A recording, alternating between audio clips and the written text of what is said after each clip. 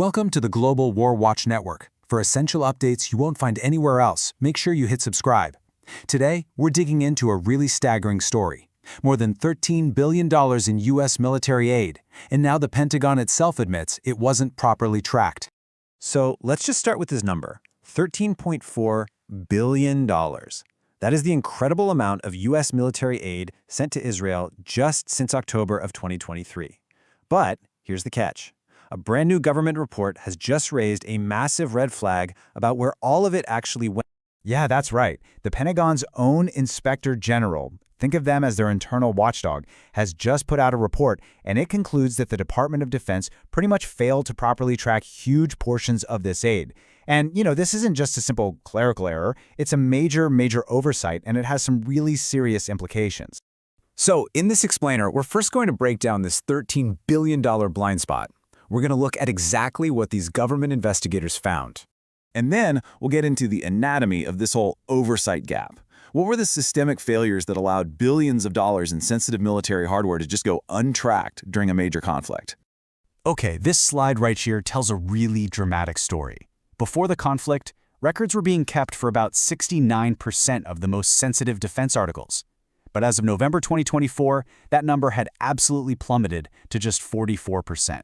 I mean, that is a massive decline in oversight, and it happened right when it was needed the most. To really understand the scale of this challenge, the source material gives us a pretty powerful analogy. It says trying to maintain a perfect inventory in these conditions is like trying to count every single drop of water coming out of a fire hose while you're fighting a massive fire. The urgency and just the sheer chaos of this situation can completely overwhelm any system. So, what caused this breakdown? Well, investigators pointed to four main reasons. First, critical staffing constraints. They simply did not have enough people to do the job. Second, you've got the hostile operational environment, which made any kind of physical inspection incredibly difficult. Third, key agencies like U.S. Central Command and the Defense Security Cooperation Agency just weren't providing enough oversight. And finally, the munitions were being deployed so fast that they were used before they could even be lost. And this slide really shows you the sheer scale of the problem. In just a 6-month period, officials lost track of over 4 million munitions. 4 million! And that was across 42 separate deliveries, all because the equipment was being sent into military operations before the paperwork could ever hope to catch up.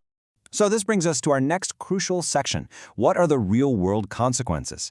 This isn't just about accounting, right? It's about national security and potentially losing a technological advantage. The Inspector General's report is crystal clear about what's at stake. The first and most obvious risk is that sensitive weapons could be acquired by adversaries. And that directly leads to the second risk. The U.S. could lose its hard-won technological edge. That in turn creates way more danger for U.S. and allied forces in any future conflicts. And on top of all of that, it represents a failure to meet the legal standards for arms exports that were set by Congress. And listen to this direct quote from the report, because it really drives the point home. Adversaries who obtained these defense articles would have first-hand access and knowledge of sensitive U.S. weapon systems technology. This allows them to study it, reverse engineer it, and develop ways to counter it, basically erasing the very advantage these systems were designed to provide in the first place. To make this threat feel a little more immediate, think of it this way. Losing control of this kind of technology, it's like losing a master key to your house in a crowded marketplace. Not only can someone now get into your home, but they can study the key to figure out how to bypass all of your security systems in the future. So the crucial point is, the damage could actually be permanent. So, with the problem and the risks laid out so clearly, where do we go from here? Let's take a look at the path to accountability and what steps are actually being taken to fix this. The Inspector General has proposed a clear 4-step plan. So step 1 is to conduct a formal inspection. The target of this inspection, step 2, is going to be the Office of Defense Cooperation in Israel. Now the timeline for this, step 3, is fiscal year 2026, so it's not immediate. But crucially, step 4 is that U.S. Central Command has already agreed to implement this proposal. Now, throughout this explainer, we've been talking about sensitive articles. Well, the official term for the program that's designed to track them is called Enhanced End-Use Monitoring, or EEUM.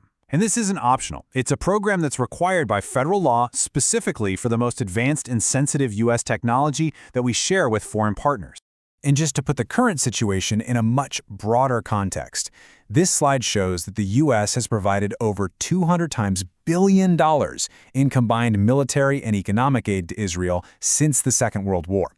This really highlights the long-standing and deeply integrated nature of the security relationship, which, frankly, makes effective oversight even more critical.